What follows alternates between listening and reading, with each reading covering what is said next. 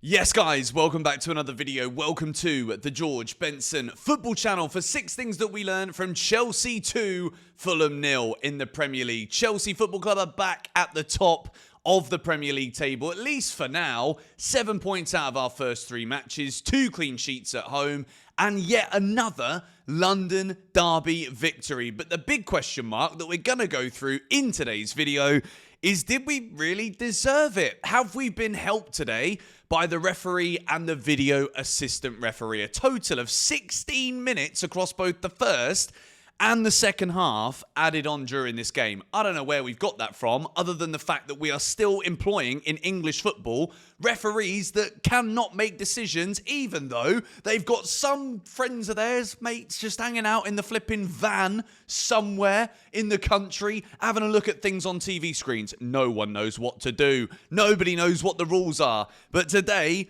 we're not going to complain about it because Chelsea are on the correct end of refereeing decisions. So, without any further ado, smack the like on today's video. 6 things we learned is back with another 3 points. And of course, subscribe to GBFC. And if you do want to get anything from the Megastore this season, the QR code on the screen and the link in the description with the discount code GBFC10 gets you 10% off everything at the Chelsea Megastore. So, there's a lot to talk about in this game. Chelsea have obviously won it 2-0, which is great stuff. We're going to go through the boxes in a moment. But as for the start of the match, it was very slow. I think today was a prime example of what we should have foreshadowed going into this season. Chelsea didn't really have a pre-season. We had a very long summer playing matches in the Club World Cup in America, which, of course, we bloody well won, which I will remind you at any given opportunity.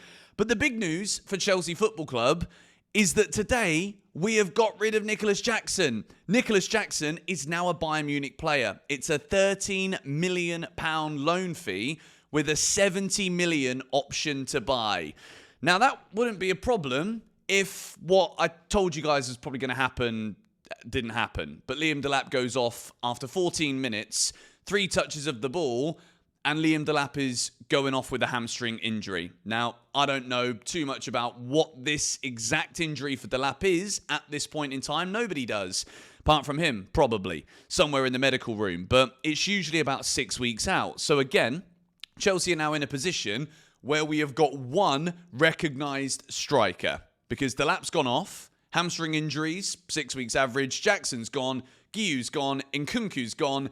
It's Joao Pedro or bust up front. Otherwise, we're going to have to be putting players in there that aren't strikers to fill the gap again. And even towards the end of the game, Joao Pedro, who was magnificent, it was definitely a toss-up between him and another world-class footballer for who was man of the match. We'll get into the boxes soon. But Joao Pedro was also holding his calf. Tyreek George came on early. And to be fair, he worked hard, but he's not physical enough to be leading the line for Chelsea. There's a clear difference in the way that Liam Delap can battle with opposition defenders. Joachim Andersen, a huge player at the back for Fulham. They're very physical. They like to get under our skin a little bit, but Tyreek George couldn't really do anything in the game, and he got substituted later on. I'd say a very good performance from Rob Sanchez. Couldn't really do too much about the goal that Fulham scored, which in the end doesn't matter. The history books will tell us that Rob Sanchez kept a clean sheet on the 30th of August 2025 against West London rivals Fulham. Malo Gusto started at right back, Chalobah, Tosin, Marc Cucurella, Caicedo and Enzo Fernandez in the pivot. Esteval Willian starting for the first time in the Prem at Stamford Bridge with Joao Pedro through the middle in the 10, Pedro Neto on the left and Delap up front. So, the first half from Chelsea was dire, to be honest. Like, I can't say anything more. I'm not going to sit here and lie to you and say it was great. It wasn't. It really wasn't good. Fulham looked very organised. I think Fulham today will feel very hard done by here because the goal that they scored, there's a foul that's given as a foul, and it doesn't look nice. Like, he's trod on Chalobah's ankle, and then Fulham have gone and scored a fantastic goal. The teenager King putting the ball in the back of the net, sat Tosin down, who couldn't spin on time, and put Sanchez the wrong way. It's a great finish. And I think on any other day, right, this is purely up to the referee at the moment. I think that was a goal, personally. But then I can also see why it's been given as a foul. But the problem with this game, as I alluded to at the start of this video, is how long it bloody takes for referees who have got flipping countless people in the VAR room making these decisions. There has to be a time limit here. And if it isn't decided, then it needs to just be the referee's first instinct. And I'd rather that than have 16 minutes of flipping added time in a game where there wasn't really much happening. The talking point is, again, the referees. It's not the first time that's happened this season.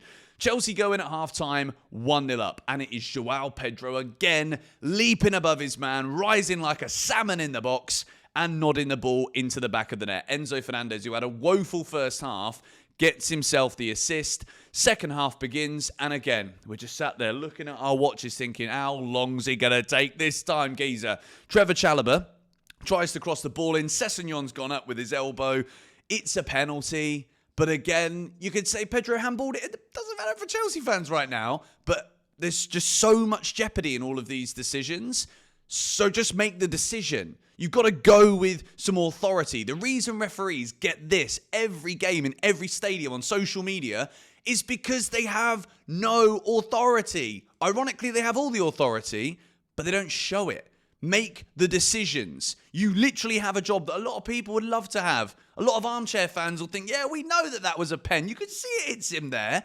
Why does it take you 8 minutes, mate? Do you know, it's mental. Absolutely mental. Enzo Fernandez converts a penalty, 2-0. Chelsea shut up shop, and we kind of started to play with a bit more of a swagger when we scored that second goal. But still, I think today, all in all, before we get into the boxes here of this 6 Things We Learnt video, I think the biggest takeaway from this game is that we are struggling with fitness right now. We do look sluggish. We do look slow. We've relied on set pieces today and a very fortunate refereeing performance from a very abject referee. So without any further ado, let's move now into box number 1. Joao Pedro, 5 games started for Chelsea, 5 goals scored. This man is everything I want from my striker. He gets himself about. He is a unit in the box. The ball comes in and he buries it. He puts it in the back of the net. I thought all round today, considering his roles changed during the match, going from being a number 10 to then being Chelsea's striker, I thought he did incredibly well. I think he led the line brilliantly. I thought he was trying to get his back into defenders too. And again, even to win in the build-up to winning the penalty, right? He's there just trying to he does so well with his shoulders, Joao Pedro, to keep his body straight and just to keep in control of the ball. I thought he was excellent. I think a lot of people would give Joao Pedro man of the match today, open the scoring for Chelsea. And in a game like this, right, when you look at the patterns of play, Chelsea weren't really creating too much. Leno wasn't really tested. And to score a goal like that before half-time, that is... And again, not to bash Jackson here, it's the wrong thing probably to do, but I don't think Jackson scores that header. And I don't think then the game goes in Chelsea's favour. And I think that could be the difference this season, is that even if we're not playing well and we're fortunate with this decision or that decision, when the tides are going in Chelsea's favour, you need someone to just score. And Joao Pedro absolutely did that for Chelsea. Box number 2 is Trevor Chalobah. He had a little shaky start to the game, did Trev? But to be honest, every man and their dog had a shaky start to the game wearing a Chelsea shirt at the beginning of this one at Stamford Bridge. But as the game wore on, I thought Trev was absolutely brilliant. I think what he did so well was the blocks, the knowing when to lunge in for a slide tackle or knowing when to just dive in with his legs a little bit for those blocks to make those interceptions when Fulham had the willing runners on the left-hand side. Trev was just stepping up and reading the game so well. And I think when it was 1-0, he then obviously gets forward, gets that cross in, forces the Sessegnon elbow to go into the air. And all in all, I think Trevor Chalobah can be very happy here. It's a second clean sheet again at Stamford Bridge. 2 out of 3. Only 1 conceded in 3 games. Very positive for Chelsea. Moving in to this man, Moises Caicedo. He is, whatever world class is, right? The level above world class is defined by Moises Caicedo. This man is sensational. And let me tell you something, if you didn't already know this, okay? Caicedo had only trained once since last Friday's match against West Ham. This guy has started, I think, 61 Premier League matches in a row for Chelsea Football Club. He's a Rolls Royce of a midfielder. We have been so blessed over the years to have the likes of Essien, Lampard, Ballack, Makelele, N'Golo Kante, and history will favour Caicedo in a similar light. Hopefully with a load of trophies to go with that too, because watching Caicedo play, if you want to explain football to someone who doesn't really know too much about it, but someone that understands it's not just about scoring goals and wacky celebrations. You know where I'm going with this, right?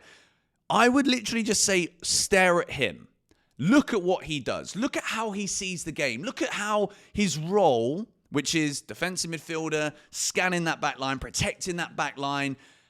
Everything he does is with such calmness, such composure.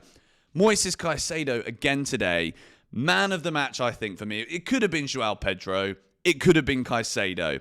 I thought Caicedo was brilliant. And again, like, I will never, ever get tired of seeing this guy out there on the pitch. But I will say, it did look as though at the end, he was also kind of hobbling around the pitch a little bit too. So one to keep an eye on.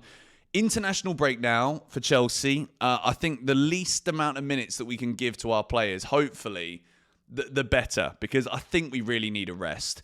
Box number 4, Enzo Fernandez needs a bloody rest, mate, okay? If it wasn't for set pieces today, this would have been a red box, because Enzo Fernandez looked so sluggish. But listen, he captained Chelsea. He put in a brilliant corner for Joao Pedro's goal. He puts it right on the money, and then he buries the penalty emphatically. So I'm not going to sit here and bash him, but I will say, and I'll talk about it because we have to, okay? He couldn't carry the ball today. He looked incredibly lethargic, incredibly tired. And Josh was messaging me. He was obviously inside the stadium. He was telling me, and all the other boys in the Chelsea Avengers group chat that we've got going now, that Enzo Fernandez was kind of shouting at the fitness guy on the touchline and then almost like threw the armband down. I don't think he did throw the armband down. That would have been a horrible thing to do. But I just don't think he's necessarily fit. Maybe there's still like Enzo Maresca might have concerns potentially. This is a guess. This is what I think maybe it is. I think he only trusts Caicedo and Enzo right now to start games and play the majority of it. Santos coming on at the end. By the way, if you saw the Santos yellow card, he knows exactly what he's doing there. He sees Caicedo holding his knees, Fulham are going on the attack, and he knows Caicedo can't make the tackle. And if he did, maybe that was the injury moment, you know? Santos is like, nah, lunges in and absolutely destroys the Fulham player, gets a yellow card. Enzo Fernandez needs a break. He needs a holiday. He can come to Dubai and sit in the sun on the beach. Don't get sunburnt. It's bloody hot out there right now. But Enzo looked tired today, guys. I'm not going to lie. But scored a goal, got an assist, captain's performance-ish. Well done, Enzo. We move into box number 5. Tosin. I've got to give this to quite a few players. Cucurella, I thought was excellent, but he always is. And I mean, this box could have been Tosin or Cucurella. But Tosin winning aerials today. I think it was, 80-90% aerials. He won like 9 out of 11, I think it was, or 8 out of 10 aerials. He was brilliant defensively. Yes, he kind of, when he's running, and it's 1v1 situation, the goal that Fulham scored that was disallowed, Tosin's all over the place. He can't turn. He didn't get anywhere close to his man. But he was making tackles, making interceptions. And again, it's another clean sheet for Chelsea. Lots of conversations are being had about, do Chelsea need to buy another centre-back? Right now, it's serious. We need to potentially go in the market and get ourselves another attacker, because we have now got one fit striker. I've talked about this all week. You guys are saying, Benson, come on, Jackson's never the guy. But he didn't. He scored double figures in 2 seasons. Jackson's a great striker. There's a reason why there's a £70 million buy option for Bayern Munich here. And he's going to Bayern Munich. He ain't going to Shrewsbury Town, mate. Do you know what I mean? So I'm concerned here. I think we need to be on the buzzer right now to Fermin Lopez. Whether we can actually execute these deals or not, I don't know. But I'm worried about the depth that we have in attack right now. We don't have enough numbers. Even Joao Pedro looked like he was hurt at the end of this game. I'm a little bit worried. Not going to lie. Box number 6 is the ref. It's not a red because realistically, I think the ref had a shocker. But it's a yellow because it's favoured Chelsea today. You need these. Over the course of a 38-game season, you need to have those matches like Chelsea have today where you play pretty badly, you just control it enough, and you win. And we scored 2 goals. We kept a clean sheet. It certainly isn't perfect, but listen, You ain't going to catch me complaining on a Saturday lunchtime watching the Chelsea win 2-0. So, smash that like button if you enjoyed this 6 Things We Learned video. Subscribe if you are new. Check out the on-screen QR code and the links in the description. GBFC10, first mistake in the vid, is your discount code for anything at the Megastore. And I'll see you guys tomorrow. Come on, you Blues.